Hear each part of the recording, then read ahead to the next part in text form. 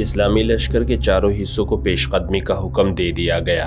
20 رمضان المبارک 8 ہجری بمطابق 11 جنوری 630 عیسوی کا دن تھا۔ اسلامی لشکر کے 3 حصے اپنے راستوں سے گزر کر مکہ میں داخل ہو گئے۔ کسی کی طرف سے ان پر ایک تیر بھی نہ آیا۔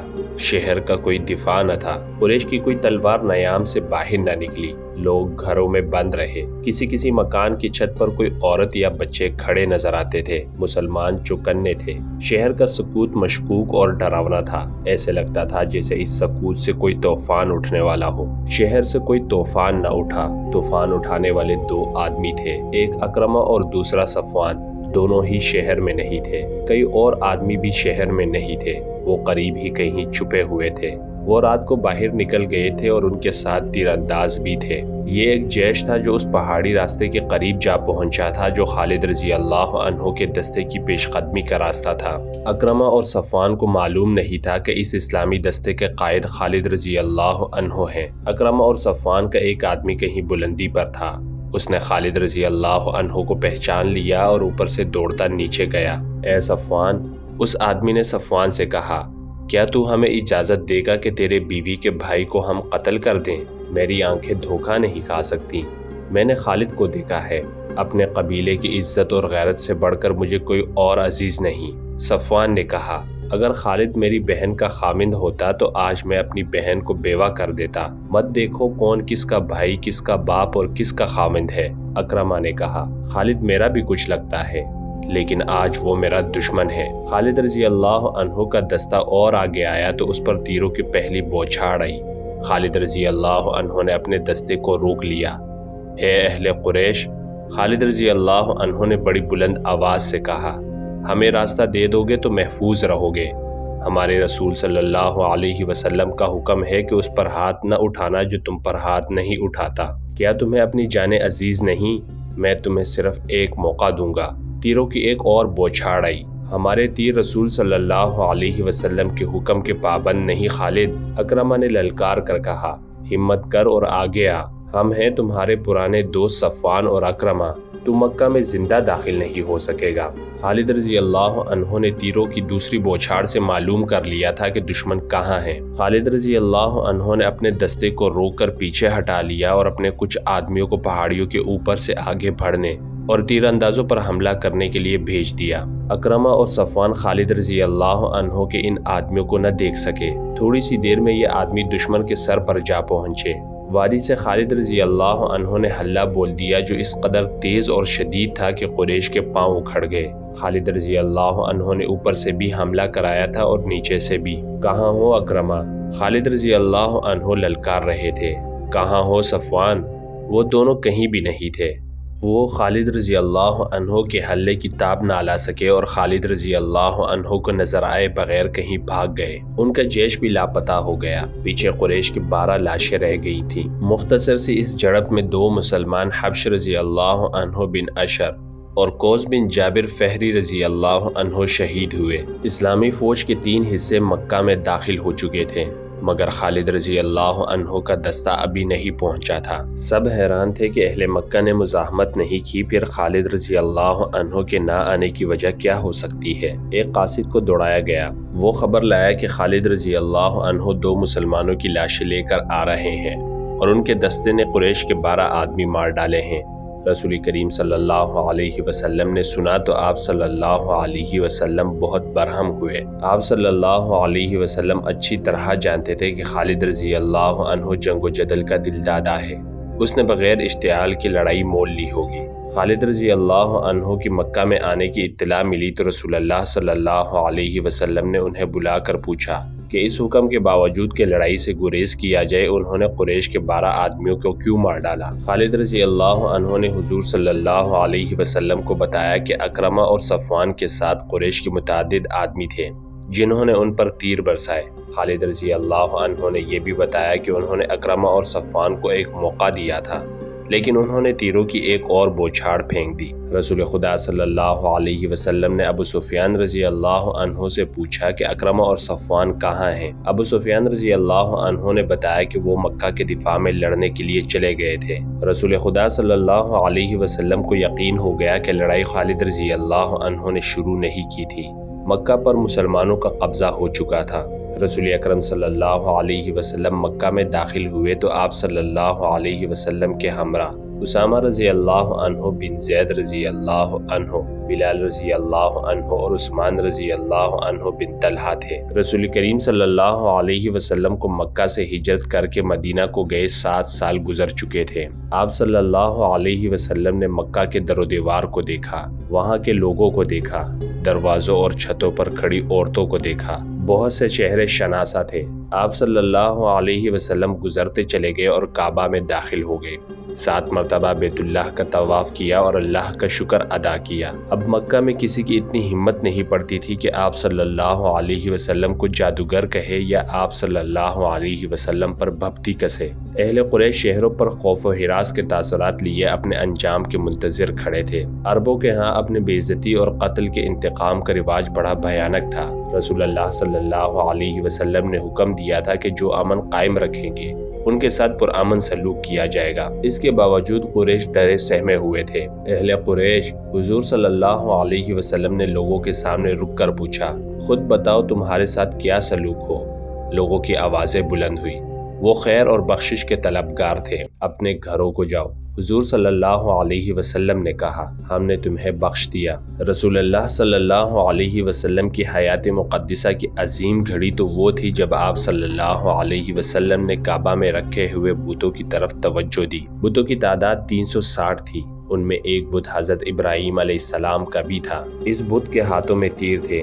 ان تیروں سے بت خانے کے پیشوا فال نکالا کرتے تھے۔ حضور صلی اللہ علیہ وسلم کے ہاتھ میں ایک موٹی اور مضبوط لاٹھی تھی۔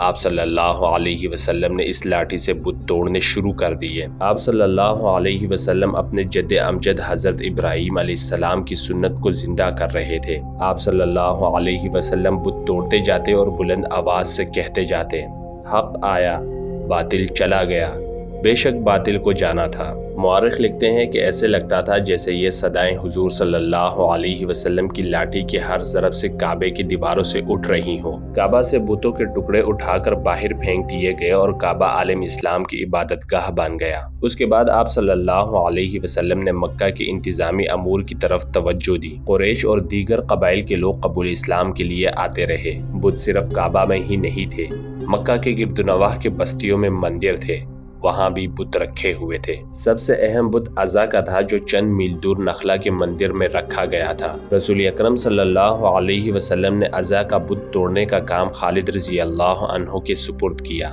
خالد رضی اللہ عنہ نے اپنے ساتھ 30 سوار لیے اور اس مہم پر روانہ ہو گئے۔ دوسرے مندروں کے بت توڑنے کے لیے مختلف جیش روانہ کیے گئے۔ عزا کا بت اکیلا نہیں تھا، چونکہ یہ دیوی تھی اس لیے اس کے ساتھ چھوٹی دیویوں کے بت بھی تھے۔ خالد رضی اللہ عنہ وہاں پہنچے تو مندر کا پروہت ان کے سامنے آ گیا۔ اس نے التجا کی کہ ان کے بت نہ توڑے جائیں، مجھے عزا کا بت دکھاؤ۔ خالد رضی اللہ عنہ نے نیام سے تلوار نکال کے پروہت سے پوچھا۔ پروہت موت کے خوف سے مندر کے ایک بغلی دروازے میں داخل ہو گیا۔ خالد رضی اللہ عنہ اس کے پیچھے گئے۔ ایک کمرے سے گزر کر اگلے کمرے میں گئے تو وہاں ایک دیوی کا بڑا ہی خوبصورت بت چبوترے پر رکھا تھا۔ پروہت نے بت کی طرف اشارہ کیا اور بت کے آگے فرش پر لیٹ گیا۔ مندر کی داسیاں بھی آ گئیں۔ خالد رضی اللہ عنہ نے تلوار سے اس حسین دیوی کا بت توڑ ڈالا اور اپنے سواروں سے کہا کہ بت کے ٹکڑے باہر بکھیر دیں۔ پروہت دھاڑے مار مار کر رو رہا تھا اور داسیاں بین کر رہی تھیں۔ خالد رضی اللہ عنہ نے دیویوں کے بت بھی توڑ ڈالے اور گرج کر پروہت سے کہا، کیا اب بھی تم اسے دیوی مانتے ہو جو اپنے آپ کو ایک انسان سے نہیں بچا سکی؟ پروہت داڑے مارتا رہا۔ خالد رضی اللہ عنہ فاتحانہ انداز سے اپنے گھوڑے پر سوار ہوئے اور اپنے سواروں کو واپسی کا حکم دے دیا۔ جب خالد رضی اللہ عنہ اپنے 30 سواروں کے ساتھ مندر سے دور چلے گئے تو پروہت نے جو دھاڑے مار رہا تھا بڑی زور سے قہقہا لگایا۔ پجار نے جو بین کر رہی تھی وہ بھی ہنسنے لگی۔ عزا کی توہین کوئی نہیں کر سکتا، پروہت نے کہا۔ خالد جو خود عزا کا پجاری ہوا کرتا تھا بہت خوش ہو کے گیا ہے کہ اس نے عزا کا بت توڑ ڈالا ہے۔ عزا زندہ ہے، زندہ رہے گی یا رسول اللہ صلی اللہ علیہ وسلم۔ خالد نے حضور صلی اللہ علیہ وسلم کو اطلاع دی، میں عزا کا بت توڑ آیا ہوں، کہاں تھا یہ بت؟ حضور صلی اللہ علیہ وسلم نے پوچھا۔ خالد نے وہ مندر اور اس کا وہ کمرہ بتایا جہاں انہوں نے وہ بت دیکھا اور توڑا تھا۔ تم نے عزا کا بت نہیں توڑا خالد، रसूल करीम सल्लल्लाहु अलैहि वसल्लम ने कहा, वापस जाओ और असली बुत को तोड़ कर आओ। मुअर्रिख लिखते हैं कि अज़ा के दो बुत थे, एक असली जिसकी पूजा होती थी और दूसरा नकली था। यह गालिबन मुसलमानों को धोखा देने के लिए बनाया गया था। खालिद रज़ी अल्लाह अन्हु का खून खोलने लगा। उन्होंने अपने सवारों को साथ लिया और नखला को रवाना हो गए। मंदिर के परोहत ने दूर से घोड़सवारों को आते देखा तो उसने मंदिर के मुहाफिजों को बुलाया। वो फिर आ रहे हैं। परोहत ने कहा, उन्हें किसी ने बता दिया होगा कि असली बुत अभी मंदिर में मौजूद है। क्या तुम अज़ा की इज्जत की हिफाजत करोगे? अगर करोगे तो अज़ा देवी तुम्हें मालामाल कर देगी। कुछ सोच कर बात कर मुक़द्दस पेशवा, एक मुहाफिज ने कहा, क्या हम 2-3 आदमी इतने ज्यादा घोड़सवारों का मुकाबला कर सकते हैं? अगर अज़ा देवी है तो ये अपने आप को जरूर बचा लेगी, एक और मुहाफिज ने कहा। उसके लहजे में तंज थी। कहने लगा, देवी देवता इंसानों की हिफाजत किया करते हैं, इंसान देवताओं की हिफाजत नहीं किया करते। फिर अज़ा अपनी हिफाजत खुद करेगी, परोहत ने कहा। खालिद रज़ी अल्लाह अन्हु के घोड़े करीब आ गए थे। मुहाफिज मंदिर की पुजारनों को साथ लेकर भाग गए। परोहत को यकीन था कि उसकी देवी अपने आप को मुसलमानों से बचा लेगी। उसने एक तलवार ली और उसे अज़ा के गले में लटका दिया। परोहत मंदिर के पिछले दरवाजे से निकला और भाग गया। खालिद रज़ी अल्लाह अन्हु मंदिर में आन पहुंचे और तमाम कमरों में अज़ा का बुत ढूंढने लगे। उन्हें एक बड़ा ही खुशनुमा कमरा नजर आया। उसके दरवाजे में खड़े होकर देखा, अज़ा का बुत सामने चबूतरे पर रखा था। उसके गले में तलवार लटक रही थी। ये बुत वैसा ही था जैसे खालिद रज़ी अल्लाह अन्हु पहले तोड़ गए थे। इस बुत के कदमों में लोहान जल रहा था। कमरे की सजावट और खुशबू से पता चलता था कि ये इबादत का कमरा है। खालिद रज़ी अल्लाह अन्हु ने दहलीज से आगे कदम रखा तो एक सांवले रंग की एक जवान औरत जो बिल्कुल बरहाना थी खालिद रज़ी अल्लाह अन्हु के सामने आ गई। वो रो रही थी और फरियादें कर रही थी कि बुत को ना तोड़ा जाए। मुअर्रिख लिखते हैं कि ये औरत खालिद रज़ी अल्लाह अन्हु के इरादे को मुतज़्ज़ल करने के लिए बरहना होके आई थी और उसके रोने का मकसद खालिद रज़ी अल्लाह अन्हु के जज्बात पर असर डालने के सिवा और क्या हो सकता था।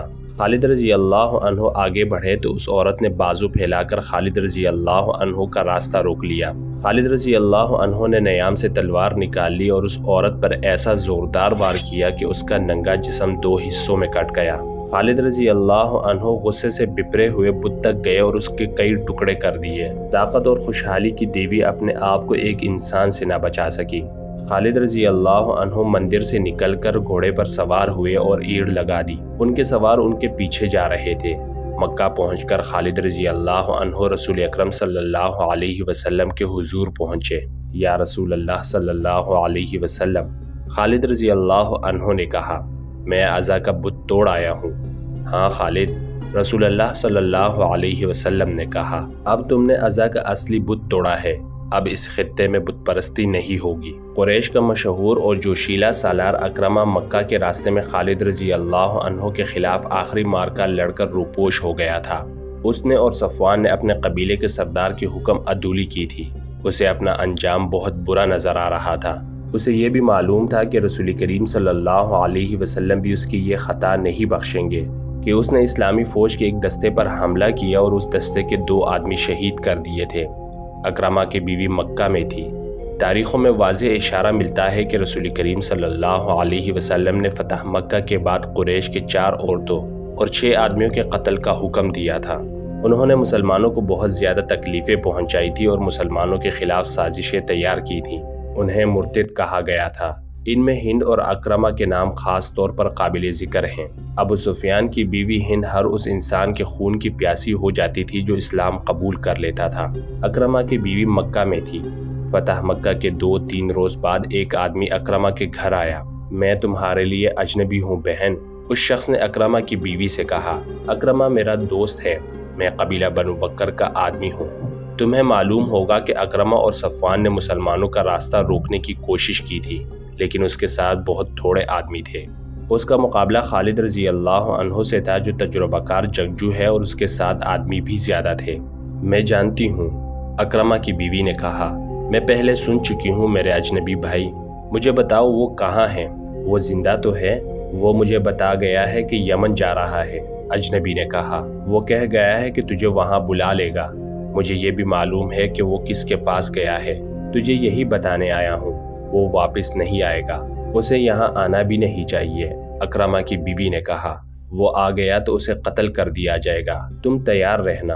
اجنبی نے کہا، اس کا پیغام آئے گا تو میں تمہیں اس کے پاس پہنچا دوں گا۔ تم اس کے پاس پہنچ جاؤ گی تو وہ تمہیں اپنے ساتھ لے کر حبشہ کو چلا جائے گا۔ اجنبی اسے اپنی بستی کا اور اپنا نام بتا کر چلا گیا۔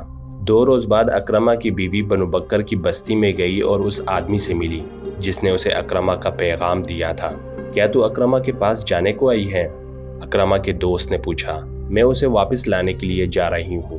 اکرمہ کی بیوی نے کہا، کیا تو نہیں جانتی کہ وہ آیا تو اسے قتل کر دیا جائے گا؟ اسے قتل نہیں کیا جائے گا۔ اکرمہ کی بیوی نے کہا، میں نے اسلام قبول کر لیا ہے اور رسول اللہ صلی اللہ علیہ وسلم نے میری فریاد پر میرے شوہر کو معاف کر دیا ہے۔ کیا تو نے محمد صلی اللہ علیہ وسلم کو اللہ کا رسول مان لیا ہے؟ مان لیا ہے۔ محمد صلی اللہ علیہ وسلم نے تمہارے ساتھ سودا کیا ہوگا۔ اکرمہ کے دوست نے کہا، اس نے تمہارے آگے یہ شرط رکھی ہوگی کہ تم اور اکرمہ اسلام قبول کر لو تو؟ نہیں۔ اکرمہ کے بیوی نے کہا، محمد صلی اللہ علیہ وسلم نے، جو اللہ کے بھیجے ہوئے رسول صلی اللہ علیہ وسلم ہے، میرے ساتھ ایسا کوئی سودا نہیں کیا، اور محمد صلی اللہ علیہ وسلم ان میں سے نہیں جو سودا کر کے اپنی بات منوایا کرتے ہیں۔ میں وہاں اپنے شوہر کی جان بخشی کی فریاد لے کر گئی تھی۔ یہ وہی محمد صلی اللہ علیہ وسلم ہے جنہیں میں بڑی اچھی طرح جانتی تھی، لیکن اب میں نے آپ صلی اللہ علیہ وسلم کو دیکھا تو میں نے دل سے کہا کہ یہ وہ محمد صلی اللہ علیہ وسلم نہیں جو کبھی ہم میں سے تھے۔ یہ محمد صلی اللہ علیہ وسلم جن کے پاس میں اب فریاد لے کر گئی تھی، آپ صلی اللہ علیہ وسلم کی آنکھوں میں مجھے کوئی ایسی چیز نظر آئی جو کسی اور انسان میں نہیں ہوتی۔ مجھے ڈر تھا کہ محمد صلی اللہ علیہ وسلم جو اللہ کے رسول ہے کہیں گے کہ یہ اکرمہ کی بیوی ہے، اسے یرغمال بنا کر رکھو تاکہ اکرمہ آ جائے اور اسے قتل کر دیا جائے۔ لیکن آپ صلی اللہ علیہ وسلم نے مجھے ایک مجبور عورت جان کر عزت سے بٹھایا۔ میں نے فریاد کی کہ فتح آپ کی ہے، میرے بچوں کو یتیم نہ کریں، میرے شوہر کی بدعہدی کی سزا مجھے اور میرے بچوں کو نہ دے۔